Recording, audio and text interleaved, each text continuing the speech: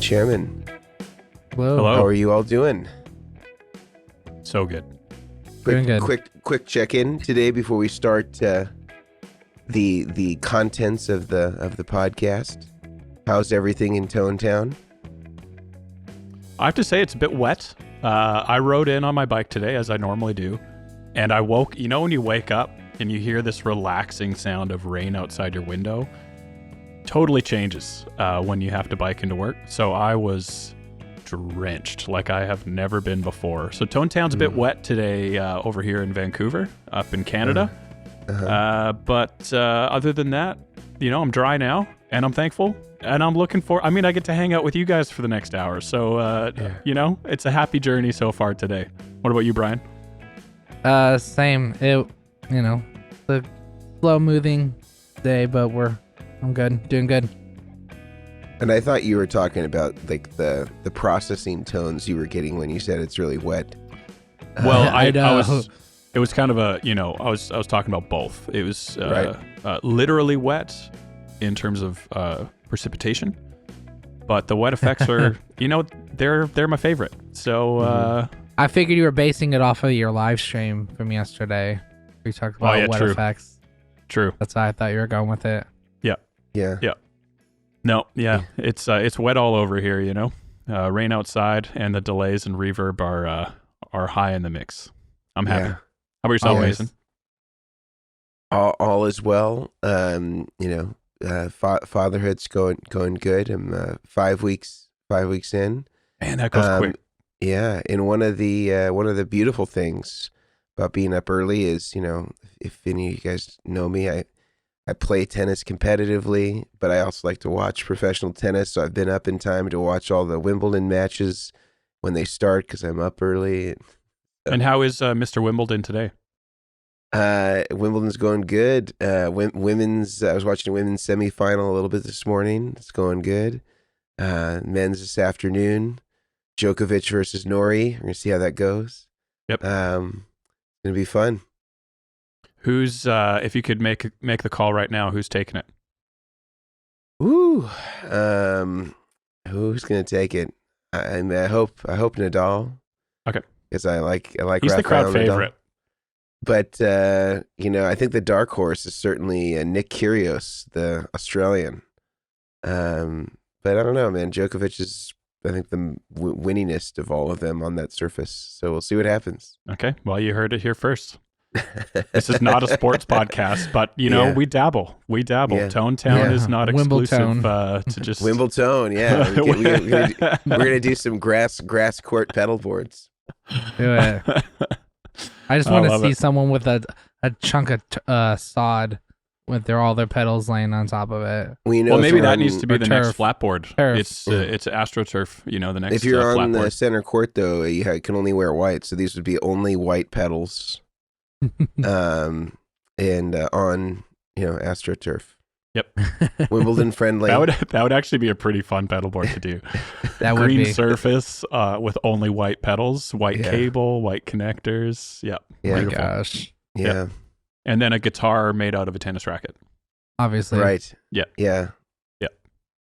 Well, so I think we've solved a lot of problems already today. It's been With productive. that in mind. Yep.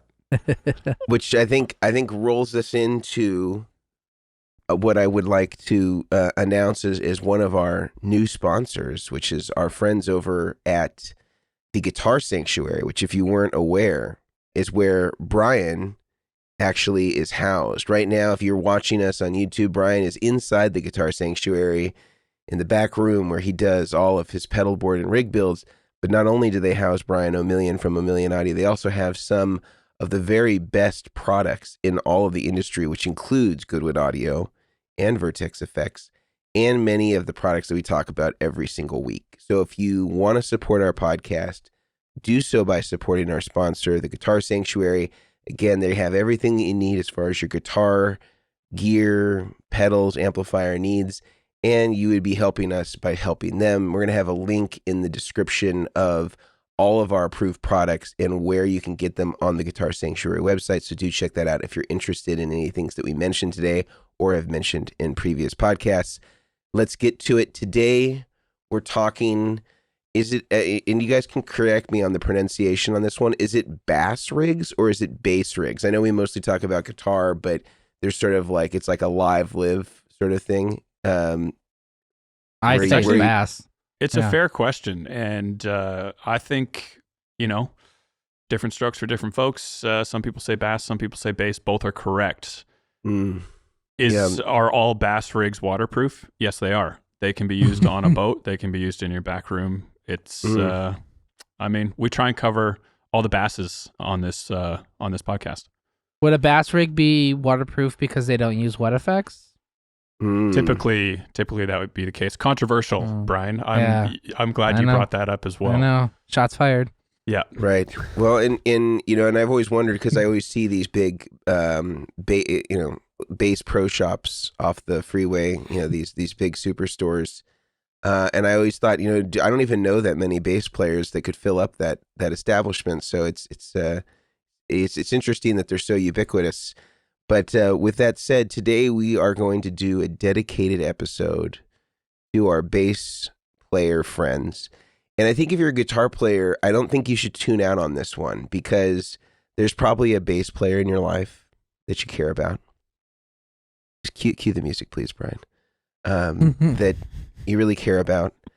And I think that, they could really benefit from maybe some of the topics of this conversation today.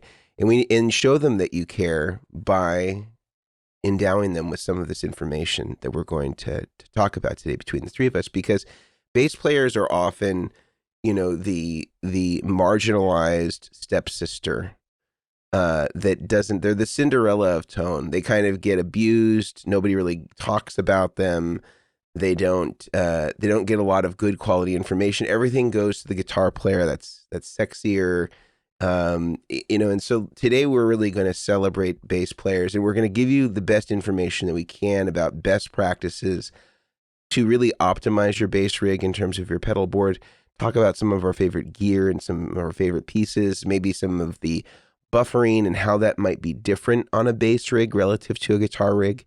And again, if you're a guitar player, there's going to be some things here that might be of interest to you. I know a lot of guitar players sometimes have to moonlight as a bass player. This could be a good way for you to have a little bit, be a little bit more bilingual in your instruments. You could speak a little bass, speak a little guitar.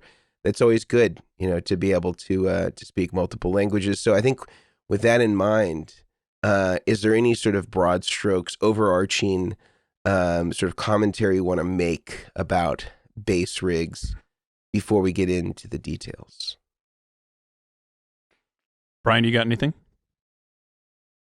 Don't think just because you're a bass player doesn't mean you can use effects. I'll find the photo and show you guys. I had a guy, he had like 18 pedals, I think it was, or something close to between 15 to 18. And I was like, okay, what do you play? And he said bass. And I was like, let's go. So that's what I say. I think some of the biggest boards we've ever done, we don't do nearly as many bass rigs as guitar rigs, but this was maybe like 6 years ago. We did a bass rig that was over a meter wide, and it was in Imperial, it was over 3 feet wide, and I think it was about 2 feet, 24 to 28 inches deep. It was massive. It had loopers, parallel routing, mixing, tons of effects. Like, it looked like a guitar board. And this bass player had everything he wanted on there, and it was just this monster rig. And there are, like what we'll talk about today, I'm sure, there are some complexities you need to consider with bass that aren't necessarily there for guitar. And so bass is, I don't know, it's a bit odd in the fact that you have bass players that don't use any effects at all quite regularly, and then other ones that just go to town. Whereas on guitar, typically across a lot of genres, you're going to see at least a few effects, whereas bass is polarized. Like, you can go on either end of the spectrum. So I'm very curious to see where our conversation is going to go today. And I don't know if we agree on everything. It'll be cool to see where we end up, chatting about this stuff. Yeah, and if at any time, you're hearing something that we're not saying, and you're like, this is a really important piece of information that I understand as a bass player, but for some reason, these three guys are not saying it.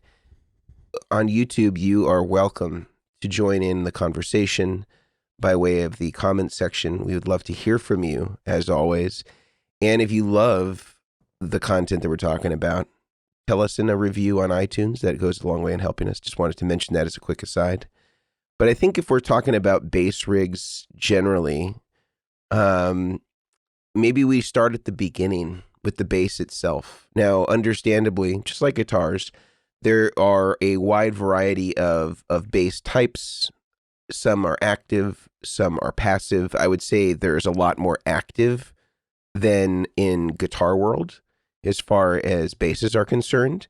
And if we're talking about the beginning of the chain, maybe one of the first things to address is sort of important things that are also key differentiators from guitar is the buffering on a bass rig relative to a guitar rig. Maybe we can start with that and the influence of active versus passive pickups, the buffering on a bass rig, and how that might be different from a guitar rig. And maybe we can also mention some products that might get people there, products that maybe some of us make, products that maybe we know about, products that maybe you can get at the Guitar Sanctuary, things of that nature. Anybody want to start there? For buffering, I will, on bass rigs, Mason, I will defer to you on that one, if you're happy to start us off. Okay, I can do that.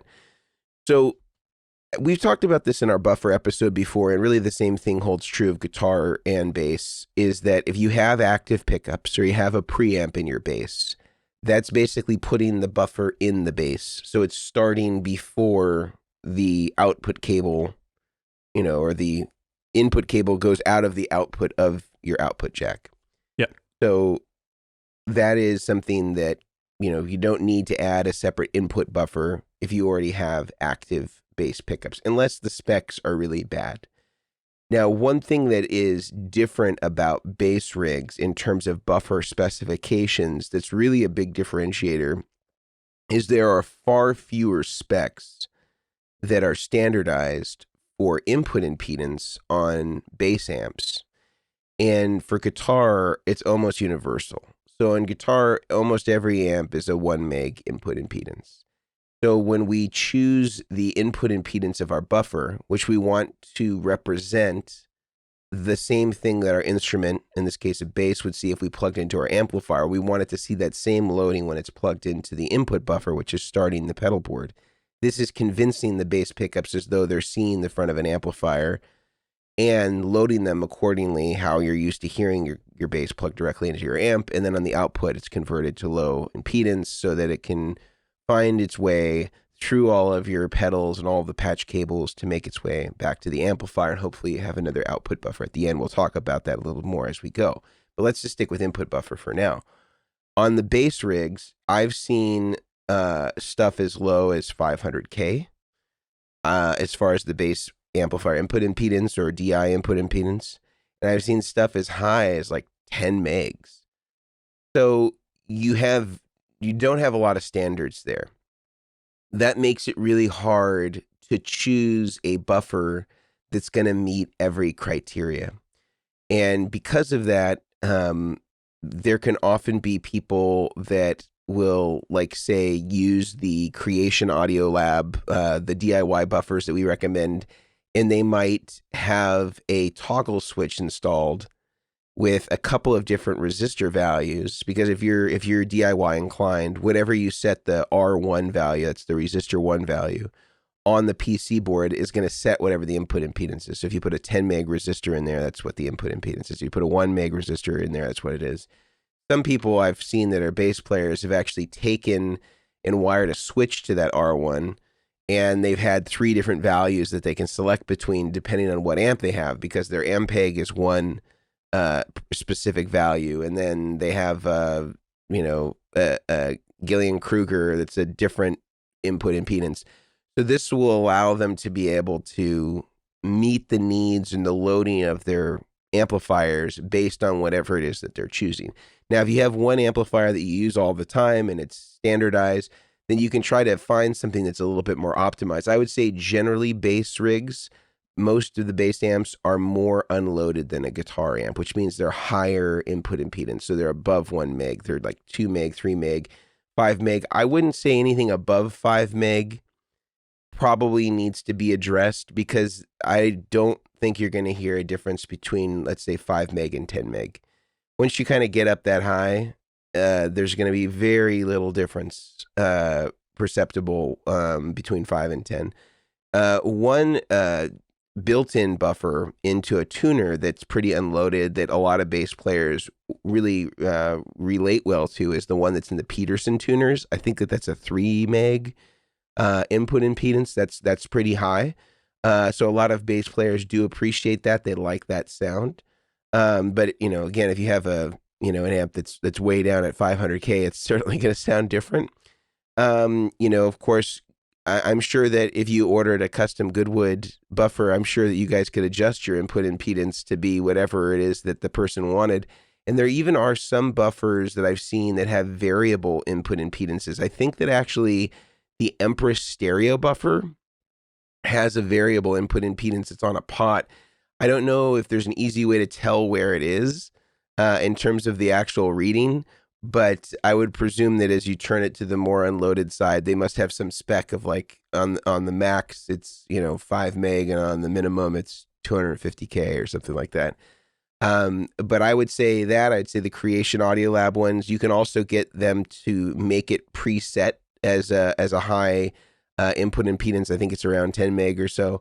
And they can send it to you already built with that. But if you wanted to do the variable where, you have like a three-way switch, there's 3 different, offsets for different input impedances, you'd have to do that yourself. But if you want to know how to do that, I can give you an easy diagram of how to wire, a toggle switch with a couple of different value resistors. It's very, very simple. And all you have to be able to do is solder a little bit and have a couple of resistor values, and you'll be just fine. And you don't need to use SMD anything. You could just use some through hole resistors, and I can give you all that information if you're interested in doing that. So feel free to reach out if you're like, hey, I really want to do that.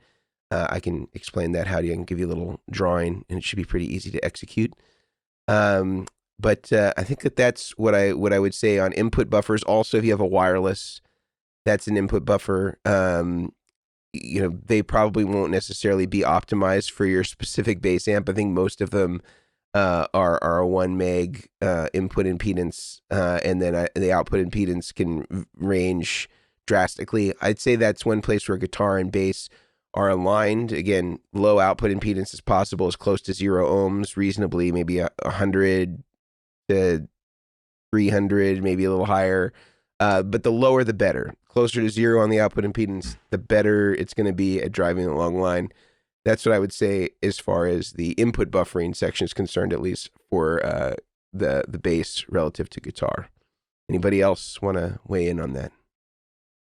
It is interesting as well for anyone that's interested on the DIY side to do some of those experiments. And I know in the past I put like a rotary knob, like similar to the adjustable one that you're talking about. Yeah. But I think when I did tests like years ago, I think it had 10 positions on it, like lots of options. And just out of curiosity, I put down to 100K up to 10 meg on this rotary knob and just positions in between. And just hearing the differences how it affects your rig and your sound across bass or guitar, it takes this theoretical idea that we're talking about and puts it into this practical, this is how it sounds in my rig right in front of you. And for the cost of these resistors, which are pennies each, and the rotary knob, which is a few bucks, you can make some really interesting experiments quite easily. So I would say for anyone that is interested, it's definitely doable. And like Mason was saying, with this link to this buffer, it'd probably take you 10 minutes to solder everything in, and then you can find with your rig, with your amp, this is the practical change it makes, and where I actually like it to sit in my rig, and what works best with your gear. So I would encourage you, if you like this type of stuff, I would take the time to actually give it a shot and see what it sounds like in your personal rig with your gear.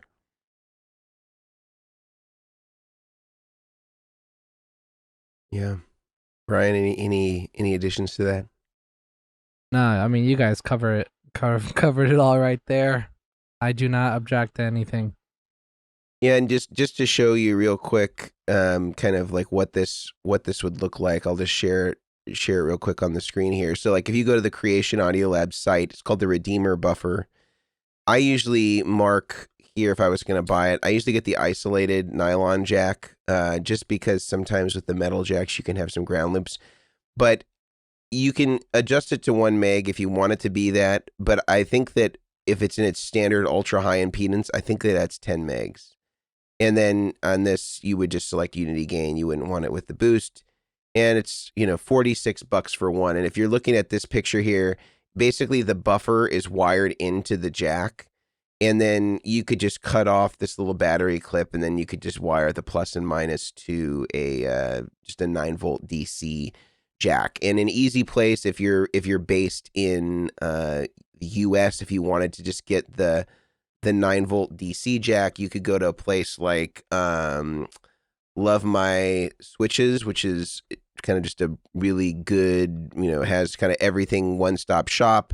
And you could go to, let's see, Power Stuff, DC jacks, just get yourself. Yeah, yes, get yourself. Get yourself, one of these Lumberg. I like the ones that have the plastic nut on them, and you just solder those black and red wires to the inside of the jack. You could omit this middle one and just use the black one would go here, the red one would go here, standard polarity. And if you needed any 1/4-inch jacks, where would those be? 1/4-inch jacks. I just get a stereo one. The reason why I think stereo is also better is that even though you're not using the extra pin, it holds it a little tighter. So this one would be fine. It would match up with the one that the Creation Audio Lab's coming with. That's 85 cents. And this isn't, you could get a Neutrik one if you wanted, but these are probably going to be fine for your DIY project. They're 85 cents. They may even have a Neutrik one, but this is a copy of, or a Rian one. And this would be fine. And that would be everything you need. You go to Love My Switches and you can find these things there. They even have like wire, and I mean they got everything, enclosures. I think they have like boards that you can test stuff on, populating board. I don't know what the word of it is. It's funny you actually talk about that buffers. I actually just made from your diagram, which is hanging on my wall back there, of the one that you did for Rhett. Okay. So that buffer that you were just talking about, we were texting about, is in there, and it's good. It's a great buffer. Yeah, I think it's for a DIY, it's the best that you're gonna find. I've yet to find one that's a better made, quieter version, and you can parallel those up. If you want to have a bunch of them in there and just have one power source, they're great. They work up to 36 volts. So really, really pretty good for the money. Unbeatable. Yeah, and they're labeled on the inside. I think on the board it's labeled which is the ground and which one is like. It was really simple. I mean, it took me less than 2 minutes between that and the power. But yeah, it's awesome. Very simple. Yeah. And for the price, that's the big thing too, that's a killer price. Yeah. Yeah, absolutely. Anything more we want to say about buffering distinctions around the guitar and that stuff?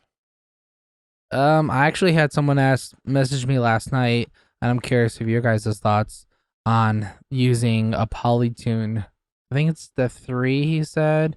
He asked some questions. He's like, I'm running a bass rig, which, will using that tuner in the buffer be an issue? And I don't think there is, but I would love to hear if you guys have, a different opinion about it. Sorry, the question was about the tuner in the bass rig and in like a negative interaction. Yeah, so like he has like, I think it was a Polytune 3, I think he said. I'd have to go back and look at my messages, but he's like, is that having that type of tuner with, I think he said there's a buffer in it, would that affect anything with his bass? But I've never had any issues with basses and polytune stuff. I'm not sure if you guys, or if you know deeper specs than I do. What the polytune buffer is 1 meg input impedance, and I think it's 100 ohm output impedance, and that could be fine if and it will match up well if his amp is somewhere around that 1 meg spec. If his amp is higher or lower than that, he may notice some slight differences. Yeah. But I mean, it's not like it's going to clip or anything like that. I think that it's totally fine in that regard. And if he found that it was not desirable, the polytune, you could also bypass the buffer and just make it true bypass, and then he can supplement with his own buffer before he gets to that. Yeah, that's basically what I said. I was curious what your thoughts were. Yeah, I think that's it for me on buffers. Yeah, me too. Yep. Yeah. What about cabling, that sort of stuff? Is there anything that's specific or optimal for bass players to be using relative to guitar players? My opinion is the board materials would be identical. There isn't any I'm sure that there's a cable company that says this is the best cable for bass. There always is. But we all know that's not true. And there's of course going to be sonic preferences that you may have as a bass player, but there's also going to be sonic preferences that guitar players are going to have. No two guitar players use the same cable. I think that for the most part, I haven't done a bass cable shootout like we have for guitar, but I would imagine that there's going to be some standards that are just going to be pretty good no matter what. Like Mogami is going to be pretty great no matter what instrument you're using. Yeah. It's going to be quiet. It's going to be flexible. It's going to be easy to maneuver on a stage. And then you can get into the minutia if you want to test out, the ones that have, outrageous marketing claims of the things that they do. We've all, of course, fallen victim to it. But just sort of temper yourself. I think if you have a Mogami 2524, irrespective of what instrument you're using, I think you're going to be pretty happy overall. Agreed. Yeah, I do not have a second stock of cable anywhere that is for bass only. Use this for bass. Yeah. all in all caps. No, nothing like that.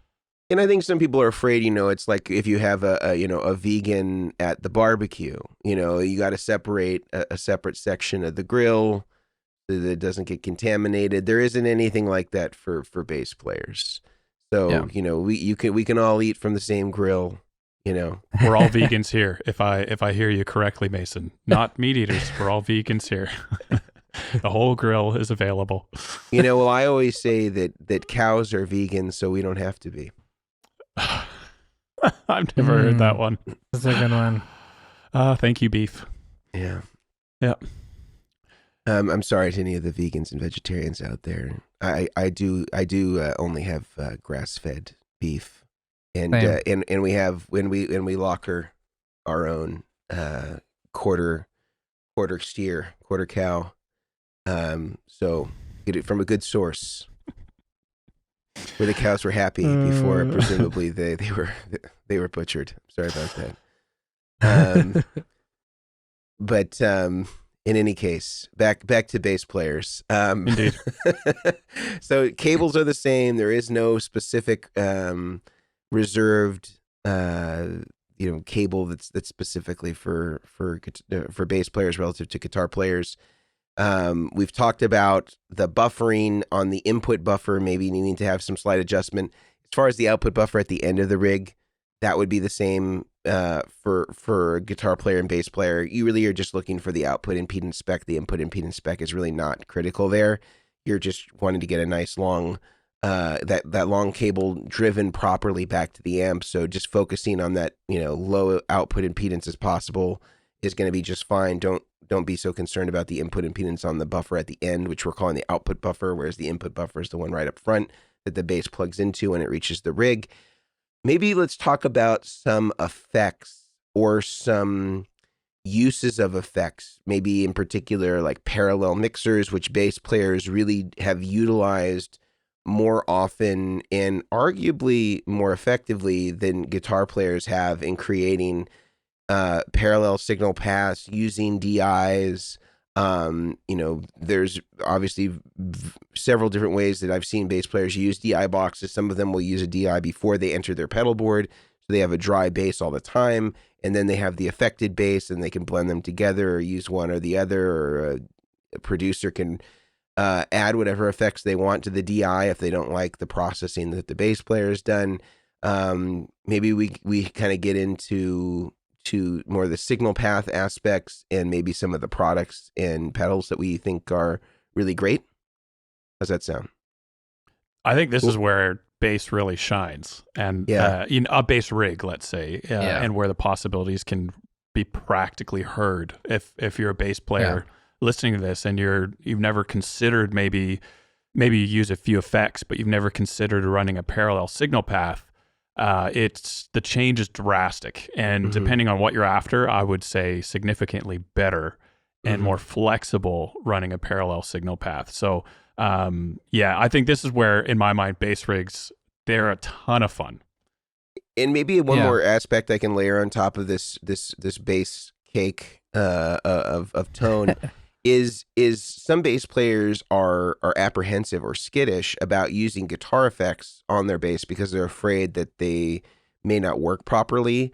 And maybe we can also address that for the most part, I would say short of certain distortion and overdrive pedals, most stuff is compatible and should be just fine. There are some things maybe frequency wise or in terms of, the bandwidth that they can cover may not be appropriate for bass. But for the most part, I think that pedals now seem to be very universally compatible with whatever's out there. But we can get more into that detail. But who wants to start on pedals, signal path, things that we like, connected to, recommend? Yeah, I mean, I can share my screen and show you guys. This is right. Here we go. Disable here it. we go. Okay, here we share go. That, if you're share watching, that screen. If you're watching on YouTube, if not, just envision it. All right. Oh yeah, that's a bass rig, all right. Yeah, that is a bass That's rig. a big old bass. It's real basic. Get it? Basic. Yeah. No. So, I mean, with bass rigs, bass, however we're gonna pronounce it, I have seen a lot of people utilize some guitar type of effects, Cali, some of the eventide stuff. I can't read some of these upside down without flipping it. Yeah, but, that looks like it's a hoof from Earthquaker. There's a lot of EBS. Yep, up on top. I think this is an MXR, if I read that correctly. Yeah, it's a MXR bass preamp. Yeah, so like the only things I've ever noticed with pedals and stuff that don't work is like we just talked about, some overdrives. They all will do their thing, but I tell people they will react differently than normal. So like reverbs and delays, and they're going to do reverbs and delays and stuff. But that is where you get into these types of effects. Like the switcher doesn't care what's in it. It's just going to send out your signal or reroute your signal the way in which you did it. Same with the volume pedal. Some volume pedals might react a little bit differently.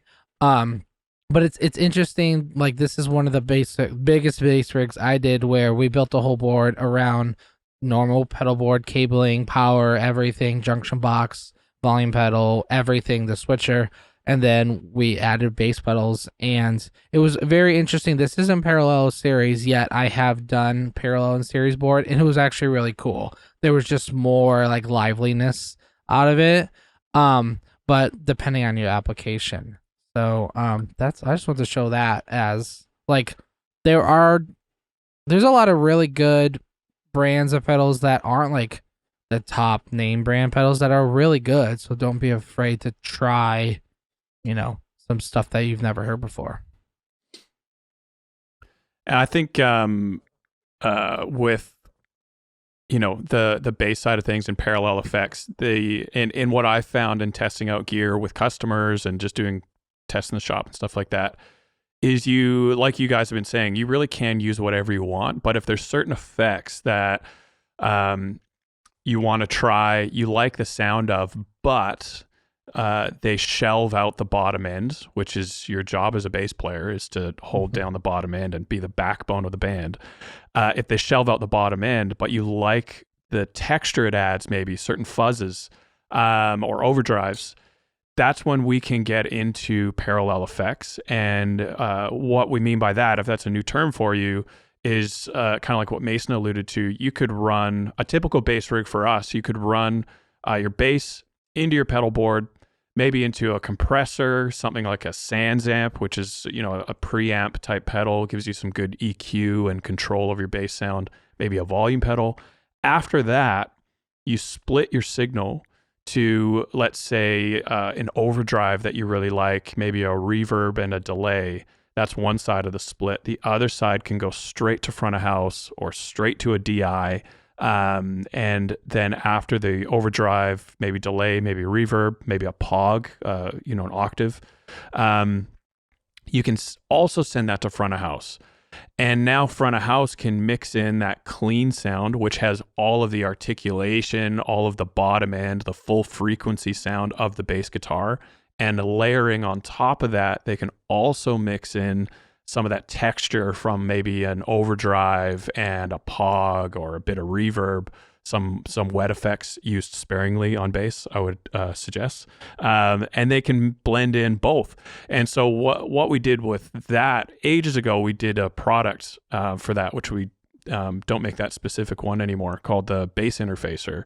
And it allows you to basically mute your clean or full frequency sound separate from your wet effects or your effects channel with all the stuff that might affect your frequency negatively, but you still like the texture or what it adds on top. And so it gives you a bit more control on what you send to front of house. And so there's other great products out there that allow you to do similar things. I think, what was it? The Exotic X Blender. Yeah.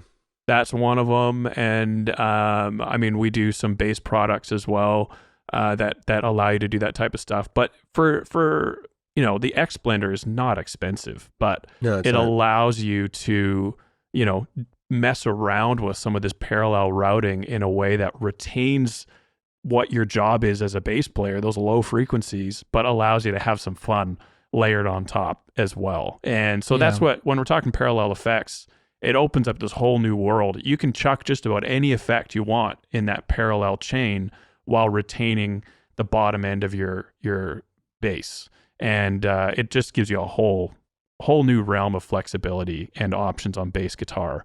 You can really, when, Omilion or Mason isn't looking, just pop one of the pedals off their board, put it in your effects channel on your bass, and you get a whole new layer of fun, on top. So I would absolutely say if you're a bass player and you want to get into effects, especially ones with gain involved or clipping involved, I would definitely look into parallel routing as well. Yeah, there's actually, I'm going to share, it's out of stock right now, which is a bummer, but this is a very well-known, the Paralyzer with Musicom. Yep. For the price and for the size of it, it's insane. And this is like the fact that you can blend, you have different levels for each of your effects and then a dry is really cool. It's basically like 3 X blenders, but it's stereo. Exactly, which is cool, but they're sold out right now because they can't get the chips, I guess, to do them or whatever. But yeah, no, that whole concept is really cool, and I was never like, I think I did a video a couple weeks ago on parallel and series on like a PBC 10 or something, and I did I plugged it into an interface, I recorded the difference where people could hear, and someone was like, oh my gosh, why is this so much clearer in the parallel mode? I was like, well, because your delay is not running into your reverb. That is solely those, like, they're all separate, they're all isolated, and it was shocking for them. Like, I'm not saying that you have to go and do it. It's a cool option if that's what you feel like you want to do or something that's going to inspire you. But yeah, it's something cool to look at. Yeah, I think as far as parallel products, I think that the X Blender is a great one. There's also a stereo X Blender. There is the Musicom Lab Parallelizer. There's also, if you want kind of like a less expensive product that does it There's also the Electro-Harmonics. I think it's called the tri-parallel mixer or something like that, where it has, like, I think it's like a 3-loop mixer. And also Lely makes a parallel mixer that's very good. Old Blood Noise also Old does Blood a Noise Endeavors 2 or has 3 a channel. has a 2-channel and a dry. And I think Red Panda also does one. I got ages ago. I think it was a 2-channel as well, and it's small. Yeah, so there's a lot of options out there for parallel mixers. A lot of bass players, because Exotic does make some bass related stuff. They have like a BB preamp for bass, and they have like a Trilogic preamp for bass, and those are actually both really good. The X Blender, again, excellent product. All those are really great. I think that it's an interesting thing to see also where bass players end up putting their parallel splits. And a lot of it comes down to where you want to isolate the effects from each other. Some people will opt to do it right off the bass. I've seen guys take their bass, go into a DI, and immediately send the direct bass to the board as one channel, and then go into the pedal board, split again for another channel after overdrives, and then put all the wet effects in parallel and have that be another channel. And so they have 3 different channels. It's not exactly a wet, dry, wet rig. It's like a dry bass, overdriven bass, or like dry plus overdriven bass, and then dry plus overdriven and delay effects and wet effects in parallel. And they have like 3 kind of channels that they can blend together. Some guys will put the DI after overdrive, and some people will put the DI just last, and they just want to have the DI be the way that they get to the board, and they just have all the pedals in series. Or they have the parallel effects in series with all of the other effects, and it still has one generalized output. There's a ton of different ways to do it. As far as the merits of the sound are concerned, I mean, a lot of this is still at the discretion of the player. I think if you kind of want more of a studio approach to how people might layer effects on in post-production, certainly doing parallel with the delay and reverb would be more common to the way that we might see some bass effects being used. But I think there's also a case to be made, if you're thinking about classic bass parts and sort of iconic bass players throughout time, a lot of them are just using dry bass, or they're using bass into maybe an effect or two, and then that's just either hitting an amp or hitting the board or hitting a compressor in the mixing board, whether we're talking about a guy like Marcus Miller, who might use like an MXR phaser or something like that, or people that have way more complex and elaborate bass rigs with multiple different paths. I think as far as products are concerned, maybe we can get into some specific pedals that we think really work well. And maybe some of the classic standbys that if you're a bass player, you're considering getting into pedals, or you're already into pedals, and we want to name some of the classics. Maybe we can get into the weeds on some of the ones that people should consider. Love it. Yeah, let's do it. Who would like to start? I have a list here of a few of my favorites. All right. I'm just going to check my screen here. I found that Monster Baseboard, and I'm just seeing if they have some of the ones on here. Yeah. I'll share my screen, and right. I'll chat through a few of these as well. Okay. Sorry for all my coughing. Come on, Brian. It's the worst. So this is that massive baseboard I was talking about ages ago, and I remember this one. Yeah, I remember it. I've tried to forget it. It was very complex. But if you're listening on a podcast, you can't see it. Basically, it has a mix of guitar effects and bass effects on it, and some of the most common ones that I would typically see on multiple bass rigs that we've done in the past. I would say the first one that is not shown here, which I've never heard a bass player say bad things about, is the Noble Tube DI. Yeah, that's a classic. Yeah, seriously. It's big. Like it's not a small pedal, but it's got a built-in, not isolated, but a built-in power supply. So you can power simple analog pedals with it. And it's basically a tube preamp with very basic controls. And it doesn't hurt your signal. I'll tell you that. It sounds really good. That would be probably one of the most common ones. Another one you can see on the top middle on this picture, if you're watching on YouTube, is the Sans amp. And that's one that not everyone uses, but it gives you some... Tech 21 NYC. Yeah, exactly. It gives you some good control, and it kind of just beefs up your bass sound. So I would put that in the clean section. This one's using a Cali 76, maybe a little bit more controversial for bass. I'm not sure. Well, they also have that bass specific one, but I also see that you got that one control parallel mixer, that mini one. Yeah. We didn't talk about that. Yeah. And that's actually, I honestly, I can't remember exactly how that one was utilized. It wasn't as standard. But this one you could use for bass analog synth, which I don't know if we're going to cover that at all today, but analog synth. So you can use the tuner, which you need a tuner for, and you can use it for bass guitar.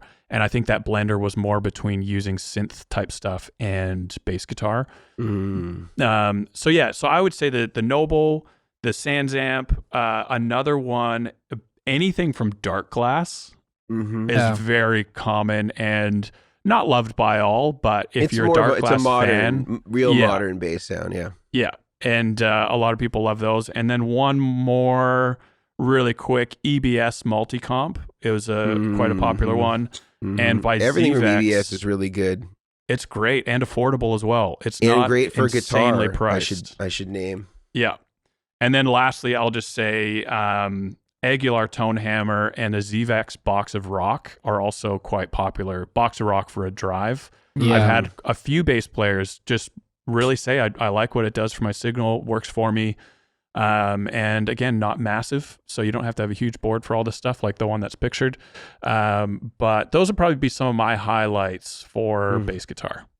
What size was that? That's the one that was, I can't remember exactly, but it was around a meter wide and I think around 28-ish. I'm going between imperial and metric, 28 inches deep, something around there. Jeez. Yeah, it was a big board. Yeah, wow, that's massive. Yeah. I would recommend also the Dark Glass stuff. We sell a lot of the Dark Glass, and it's the same thing, like you said. It kind of, depends on the player when it comes to that, because some people love it, some people don't. That's the same thing with all effects. Some people love stuff, some people don't. And another one, I'm not sure if you guys are as familiar with the Origin effects. Like they have their preamp. They just came out with some new ones that kind of are more like an SVT. Yes. And then they have one that's more like a Fender. Yep. Let me share this. I would actually say that origin of pedals, like, pedal companies seem to specify a lot in terms of kind of like what they're into, what they go for. Certainly like, Dark Glass makes no apologies for being very bass centric. I would say that Origin is one of the few companies that makes really great guitar effects, but they equally are well versed in bass effects as well, and have a good bass line for like what that sounds like. No pun intended. Thank you. And that is rare. I would say the only companies that I see that have done really good jobs of maybe crossing over that stuff, it would be Exotic, and they've kind of even retreated quite a bit from bass stuff.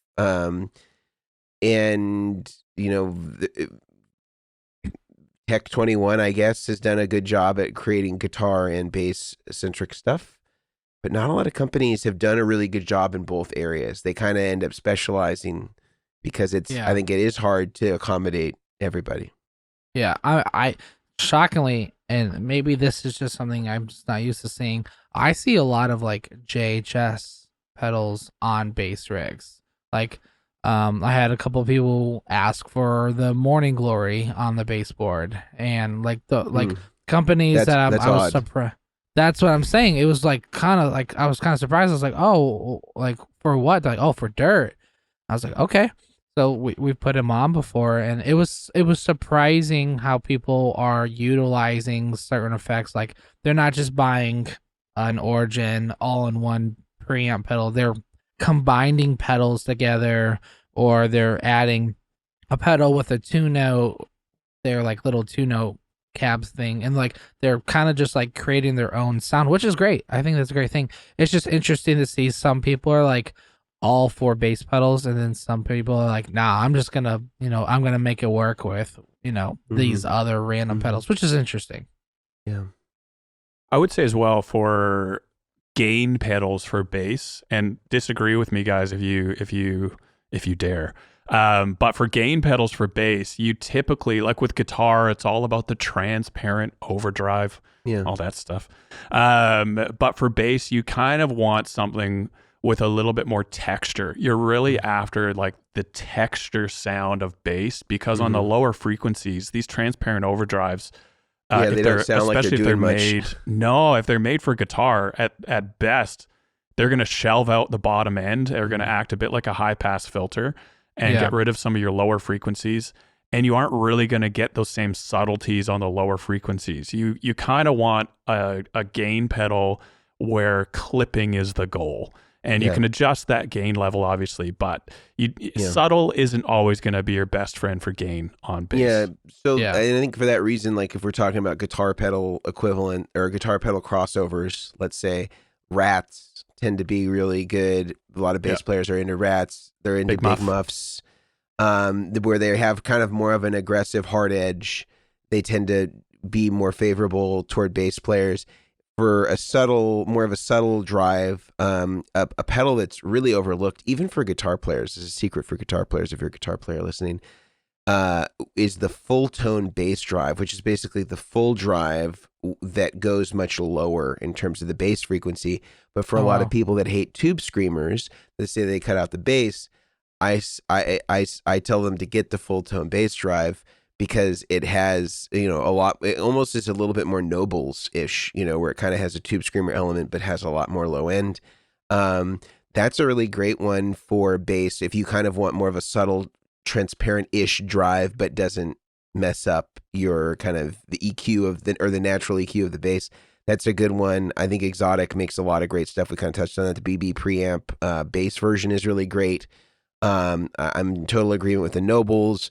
Or the Noble, two different companies, bass preamp, confusing. And also the Trilogic from Exotic was also a very good product. I thought that it was, it didn't really get its I guess maybe amongst bass players it's got its day in the sun, but a lot of people don't know, but also kind of like legacy companies like MXR have done really good jobs with making bass products that kind of sit under the radar. They don't get all the attention of the real sexy, MXR products. But even like what was on the board that Brian had, that bass preamp is very good. Their bass compressor is awesome. It's a really great compressor. If you don't want to have a Cali 76 bass compressor on your rig, that MXR one is very affordable. It's in that vein of an 1176. It sounds really great. I highly recommend that bass pedal. A lot of people even have used it on guitar. It sounds really, really good. They make a couple of kind of like bass boosters that are really good. These little kind of like mini pedals.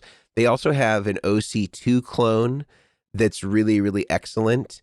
The OC2 is kind of a classic Boss that tons of bass players use, from, all the guys that you would know from, Pino Palladino and all those guys. It's a standby OC2. Just octave pedal. Yep. And Boss remade that into a mini version. It's really great. Many bass players that I know that are, OC2 evangelists say that it's the same, it doesn't sound different.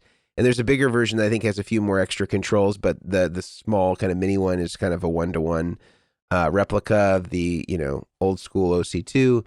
Those are great. Filter wise, filters can be really cool with bass. I really like the Moog stuff. The Mooger Fooger, is pretty great. Just the name alone. Filter, yeah. Their filter pedal works really great on bass. I think that's a really excellent one.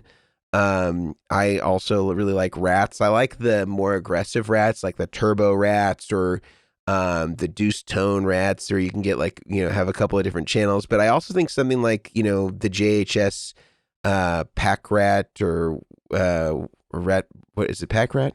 Pack Rat rat. Pack. Oh yeah. Rat Pack. I think that could be a really great one for bass. Equally with the Muffaletta has a lot of different muff tones. I think that something like that could be really versatile for a bass player that wants a lot of different era muff tones and a bunch of different era rat tones. That could be a really great versatile product to get you a lot of different sounds. I'm trying to think of other ones that I'm really into. As far as bass wahs, if you're going to go that direction, I still think that Dunlop is probably the standard for that stuff. You know, they have the one without a foot switch. It's kind of like an auto sensing. I think it's optical, where you just step on it and it engages the wah. And I think that's a kind of still a standard for bass players. I don't know that there's a lot of other companies that are making bass specific wah pedals, but that one I think is the white one. I think it sounds pretty good. I think it's reliable. Dunlop still, I think, for being a legacy brand, makes some of the most reliable products for the money that are out there, like super well built. I think that those are great. I mean, as far as delays and reverbs are concerned, I think most of the stuff is kind of crossover worthy between guitar and bass. I think a lot of bass players are also utilizing multi-effects like the Line 6 Helix stuff. A lot of guys are using that because they also can do some of their simulations for bass cabs and bass amps if they have the HX Stomp. I think the H9 is also a really great one that a lot of bass players utilize as sort of a multi-effects. I think that those are both really great candidates for people that want to, have something that kind of can do a bunch of effects maybe for their processing, and then maybe go more analog with some of their distortion and overdrive stuff. And the other cool thing about the HX in particular is that has its own mixer internally. So you wouldn't have to buy a separate mixer, or you could use the send and return loops on the HX to build in blocks where certain effects chains were going to be, in series, and then other effects were going to be in parallel by way of using their send and return loops. So that could be a really cool way to not have to buy gratuitous mixers and utilize the software inside of the HX to create your parallel loops and separate the pedals that are in series before the mixer, and then the stuff that is going to be, inside of the mixer. And then you have multiple outputs that you could use to sort of divide where the signal is coming in and exiting the HX. Yeah. Love it. I think that's the cool thing with this as well, like kind of what you're alluding to in general is you can get very creative with bass routing, and it really comes down to how much time and thought you want to put into it, and how much you understand with this stuff, which in the YouTube comments as well, we're here to help out wherever we can. Yeah. But a lot of it just comes down to finding your sound, just like for guitar, spending time experimenting and seeing what works for you. What parallel chain, if parallel at all, what effects, all that. There's no shortcut to. Is Tone Town the same? I guess it would be for bass and guitar. Yeah. It's just a place where all tone enthusiasts gather, a mecca of sorts. Right. Yeah. Yeah. So yeah. It's there really is, and I don't mean this. I'm not trying to be funny, but there's no shortcut to finding that sound. There's no shortcut to Tone Town. Yeah. And I think a lot of people just equally with guitar players. Sometimes we want people to make decisions for us and just be like, okay, here's the way it is, and that we stamp it, and then it sort of takes the guesswork, or maybe some of the anxiety of having to sort of invest time. And maybe some of the things that we say, or the platitudes that we come up with, could be attractive as maybe a starting place. But ultimately, you're going to be way happier if you're the one that vets your own signal path and comes up with this specific determination based on your specific use. But I think if we were to sort of broad stroke, overarching sort of takeaways for today around bass, because we're kind of coming up on time. If I could summarize a few, and then we can fill in. I think as far as key differences between guitar rigs is the buffering on the input side. So when you come into the pedal board, can be much more variable than guitar. And there's different products that can help you address this. We mentioned some DIY options. Also with potentially with if you were to buy a Goodwood audio interfacer, maybe there would be an option to custom order something that had a separate input impedance mod to it. You could also do it with the in the DIY version, or something like the Peterson Strobo Stomp has a more unloaded input buffer. It's a little bit higher. And so you just want to be aware. And if you're curious what your input impedance is, I think it's best to actually ask the manufacturer of your amp if it's not something that's published in the manual. This should be an easy spec for a manufacturer to identify for you so that you kind of know the target that you're trying to hit. As far as the output impedance of your buffer, again, the lower the better, the closer to 0 ohms, the better. On the output buffer at the end of the chain of your bass rig, that one, again, input impedance not so critical. Output impedance you want to be as low as possible, closest to 0. You can use the same exact gear as far as the plugs, cables, power supplies, stuff that we recommend for guitar is going to be compatible here. We talked about parallel routing signal paths, different parallel mixers. We talked about some pedals that we like and recommend. What else did we talk about? Summarizing. Brian? I think you just named everything. We talked about that there are not a big difference between using audio patch cables on guitar boards versus pedal boards. That's, like I said, that's a big one that a lot of people ask if there is a big difference. Yeah, I mean, You guys Is there the bass most specific important Velcro? Oh, fair. The one that really handles the low frequencies, the subwoofers, lift as off. they call them. They won't lift off. The most important thing we talked about that hasn't been mentioned yet is the Wimbledon pedalboard, the Wimbledon themed pedalboard. Oh, yeah. We definitely spent some time there, and I think that's still valid. Yeah. I will say just one other summary thing. If you're feeling a bit overwhelmed, maybe you're a bass player that hasn't used effects before, but it sounds like something you want to get into, something that might be worth investigating, but we just rattled off like $10,000 worth of gear. Where do you begin? I would say the thing you could probably do best, and chime in, guys, if you have a better suggestion. If I was a bass player getting into effects and I wanted like a step one of where to start looking into what I like, I would start with a preamp, maybe a Sans amp, or the Noble is a pretty pricey. Yeah, Noble is a big one. Yeah, Sans amp is a good place. I would start with a Sans amp. Like, that's a great option, and I would be looking into running a parallel fuzz or higher gain overdrive. And those two together, running a parallel, preamp, and I think, does the Sans amp have a parallel output that's affected by the Sans amp? I think that you have, I don't know if it's affected, but you have the XLR out, and then I think that there's a quarter inch unbalanced out. So then you might need a splitter as well. But if you can run a clean preamp straight to front of house, and then that preamp into a fuzz, or even the bass just into the fuzz to front of house as well, or to your DAW, and mess around with what that sounds like, that'll probably open up your mind to how big the differences really are between running parallel and series. Mm-hmm. And I think that'll really get you going into, okay, now I understand the importance of what these guys have been talking about, and now you can slowly start adding in other effects into your clean or parallel line as you see fit.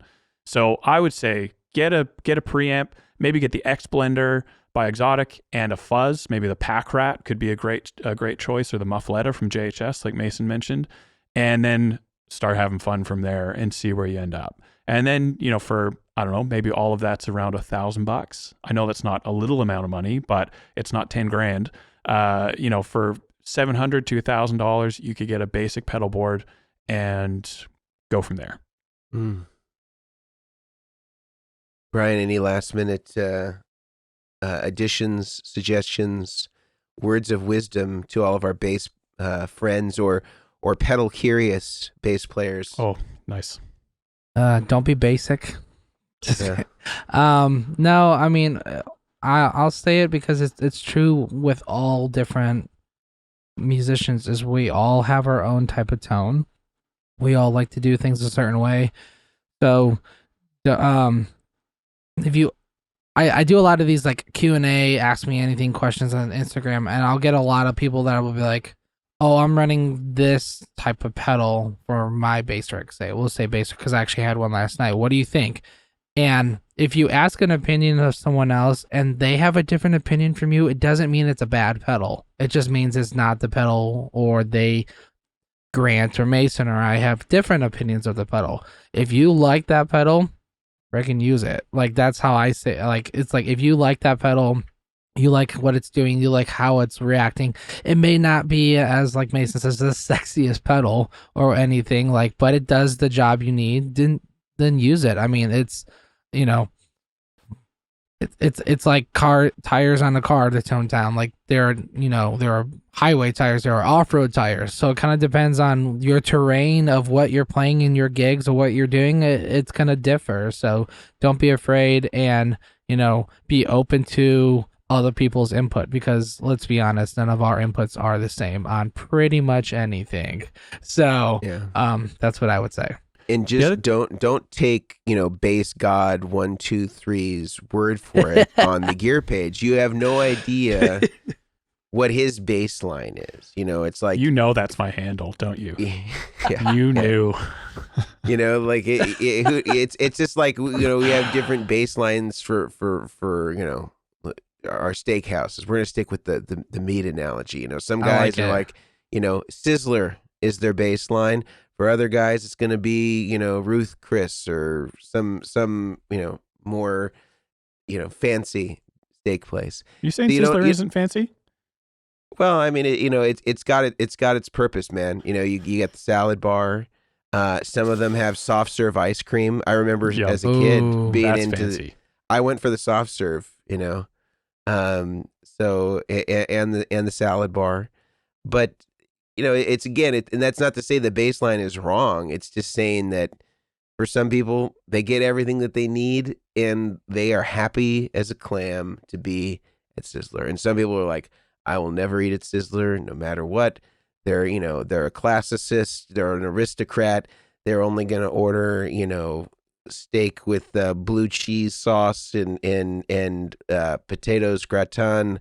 And that's all they're going to do, and they can't even look at Sizzler. They don't want to go and hang out with anybody with in the salad bar and the guy who puts the blue cheese dressing ladle in the ranch bucket. They don't want that guy because that happens. So these are just things to consider that maybe one person's particular read on a product may be very different than yours, and that you may not share anything in common with them whatsoever. So, don't take their validation or invalidation of any particular product as gospel.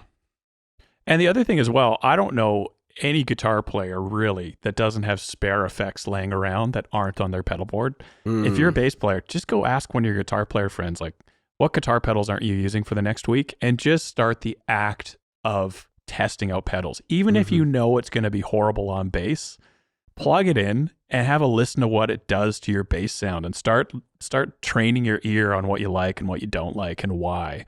And you'll be able to work through a library of guitar pedals from your guitar friends. Even if they don't know, just grab it for a sec. They won't know it's gone, and just try it out on bass and see what happens. And I think even that act will start really quicker than you would think.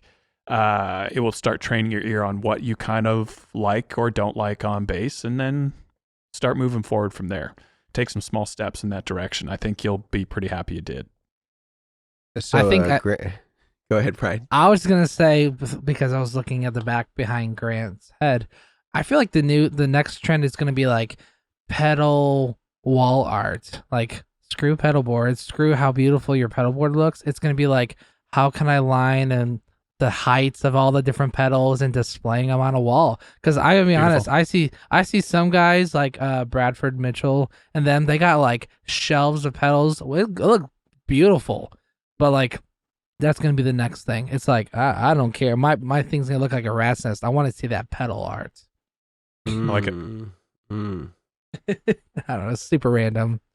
I feel like that's where we should end. Let's do it. So you heard it here.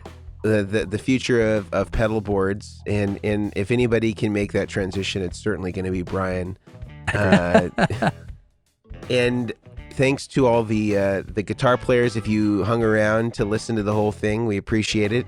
And hopefully for you bass players, you got some value out of today. If there was things that we missed that you wish we would explore more, perhaps in a future episode, please do put that in the comment section on YouTube.